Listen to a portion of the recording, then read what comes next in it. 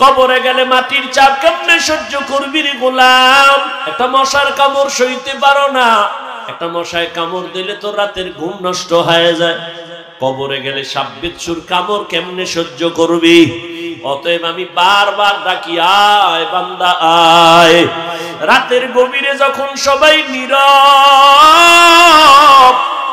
নদীর মাছও ঘুমায়, পাখিরাও ঘুমায়, পশু ঘুমায়, ঘরের মানুষও ঘুমায়, ওই সময় যদি উঠে একবার আল্লাহ বলিয়া ডাক দাও, আর আমার কাছে যদি বলতে পারো আল্লাহ জীবনে শয়তানের ধোকায় পড়ে না বুঝা দাড়ি কাটলাম, আর কাটবো না, নামাজ ছাড়ছি আর ছাড়বো না, বেপরদায় চলছি আর চলবো না, ও আল্লাহ শয়তানের ধোকায় পড়িয়া, দুনিয়ার টাকার লোভে পড়িয়া, সম্মানের চেয়ার পাওয়ার লোভে পড়িয়া, বন্ধু বান্ধবের পাল্লায় পড়িয়া, হাতের দ্বারা গুনাহ করছি, চোখের দ্বারা করেছি, জবানের দ্বারা করেছি, ও আল্লাহ আজকে থেকে আর করব না, তওবা করে নিলাম রে মালিক।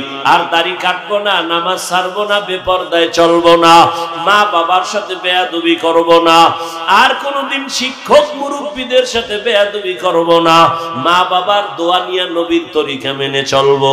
আমার আল্লাহর ওয়াদা, সাথে সাথে তোমাকে আল্লাহ মাফ করে দিবেন। তবে জানি না কার কপাল কেমন খারাপ আর ভালো, তওবা নসিব সবার কপালে হবে না।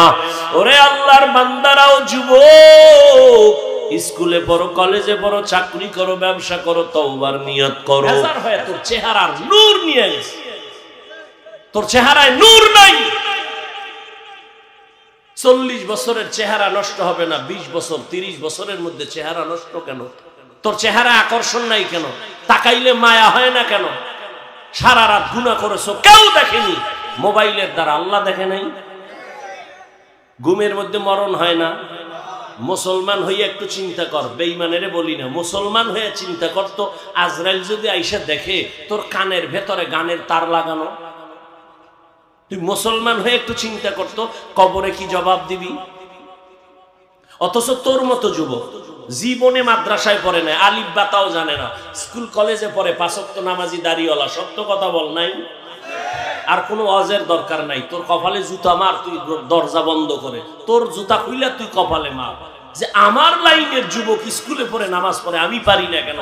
জুতা মাইরা একা একা, কেউ যেন দেখে না, দরজা জানালা বন্ধ করে লইস, এরপর জুতা মারবি কপালে, আর বলবি আমার কপালে তো খারাপ কেন, আমার কপালে কার অভিশাপ লাগছে, আমার কপালে তো গজব কেন? আমার মতো যুবক জেনারেল লাইনে থাইকা RAB, army, police, BDR, professor, doctor, engineer, OC, DC, SP, দাড়িওয়ালা নামাজি নাই, সংখ্যায় কম। আর জান্নাতে যাবেও তো একদল, 72 দল তো জাহান্নামে, জান্নাতি দল কমই হবে। তো তুমি পারো না কেন? রাস্তায় গাড়ি চালায় কত যুবক, আজান হয়ে গেছে, তাড়াতাড়ি মসজিদে রিক্সা বন্ধ করে নামাজে দাঁড়ায় গেছে, দেখা হইলে মাঝে মাঝে দোয়া চায়, আর বলে হুজুর লেখাপড়া কইরা হালাল চাকরি পাই না, এই জন্য রিক্সা লয়া নামছে। চাকরিতে গেলে ঘুরছায়, হারাম টাকা ছাড়া চাকরি নাই, জীবনে ওয়াদা করছি, বয়ান শুনছি, নামাজ ছাড়বো না, হারাম খাবো না। ওই আর্মির চাকরি করে এক বাবা, দোয়া চাইতেছি হুজুর, বলে দাড়ি কাটা লাগবে, বলছি চাকরি করব না। রিজিকের মালিক চাকরি না আল্লাহ, এত টেনশন করো কেন? তোমার মতো যুবক যদি স্কুল কলেজে পড়িয়া, চাকরি করিয়া, ব্যবসা করিয়া, নামাজ পড়ে, পর্দা করে, হালাল ভাবে চলে, তুমি কেন পারো না? তুমি তোমার লাইনে থাইকেই তো জান্নাত পাওয়া সহজ, যদি একটু আমার আল্লাহর মোহব্বত নিয়ে চলো, নামাজ পড়ো, কাস্টমারের ধোকা দিবা না, মিথ্যা বলবা না, সুন্দর আচরণ করবা, সত্য কথা বলে ব্যবসা করো, আল্লাহর কসম এই ব্যবসায়ী তুমি জান্নাত পেয়ে যাইবা,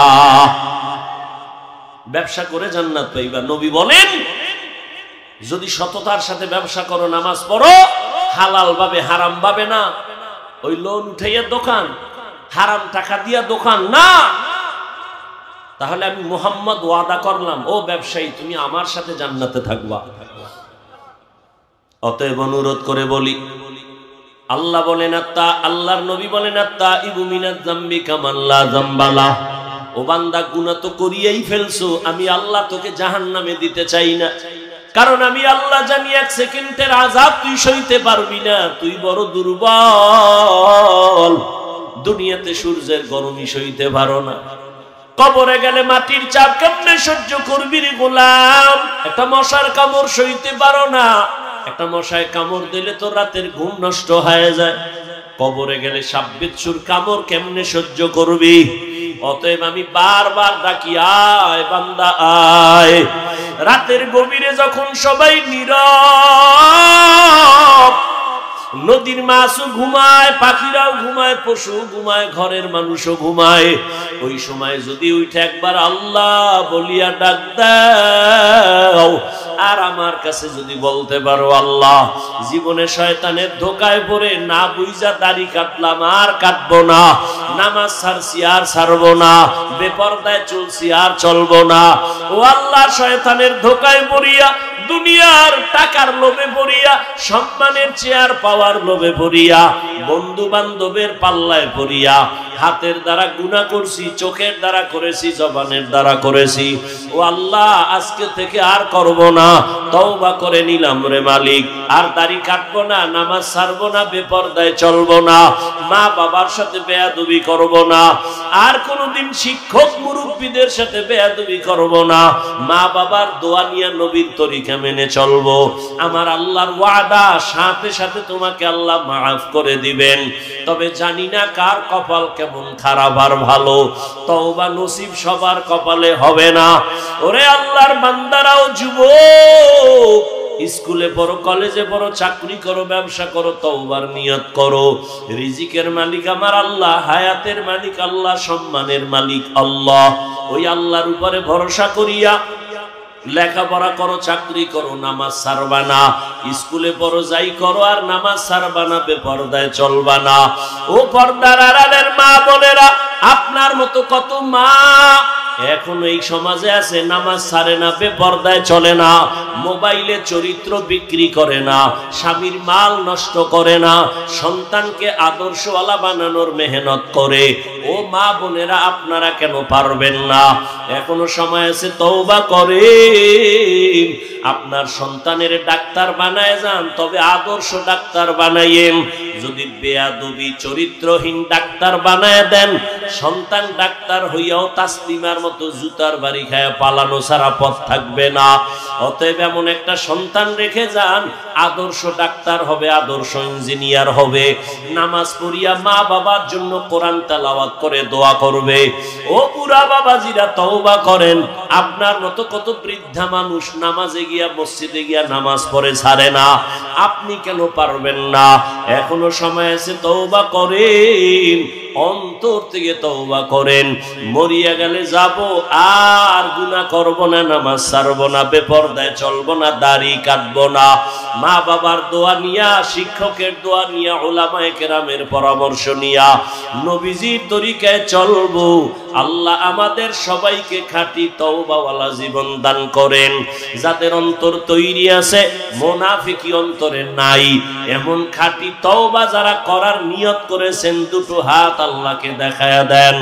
আয় আল্লাহ, হাতগুলো কবুল করে নেন, তওবা কবুল করে নেন, তওবার উপরে মজবুত হইয়া চলার তৌফিক দান করেন, আমিন। আলহামদুলিল্লাহি রাব্বিল আলামিন, ওয়াসসালাতু ওয়াসসালামু আলা সাইয়্যিদিল আমবিয়াই ওয়াল মুরসালিন ওয়া আলা আলিহি ওয়া আসহাবিহি আজমাইন। ইয়া আরহামার রাহিমিন, ইয়া আরহামার রাহিমিন, ইয়া আরহামার রাহিমিন। রব্বিরহামহুমা কামা রাব্বায়ানি সগীরা। আল্লাহুম্মা ইন্নাকা আফুউন কারীম, তুহিব্বুল আফওয়া ফা'ফু আন্না। আল্লাহুম্মা ইন্না নাসআলুকা রিযাকা ওয়াল জান্নাহ ওয়া নাউযু বিকা মিন সাখাতিকা ওয়ান নার। ও দয়ার মালিক, ও আল্লাহ, ঠান্ডা বৃষ্টির মধ্যে আপনার গোলামরা এখানে হাজির, ওলামায়ে কেরাম, মুরব্বী, হাজী সাহেব, ব্যবসায়ী, চাকরিজীবী, আমার কলিজার ছাত্ররা, যুবক বাবারা, পর্দার আড়ালের মা বোনেরা, গুনার বোঝা নিয়ে আপনার দরওয়াজায় হাত তুললাম। জীবনে গুনাহ করিয়া শয়তানের ধোকায় পড়ে জাহান্নামের ভিতরে ঢুকছি। তওবার নিয়ত করেছি রে মালিক, আর গুনাহ করব না, নাফরমানি করব না, আর নামাজ ছাড়ব না, বেপরদায় চলব না, দাড়ি কাটব না।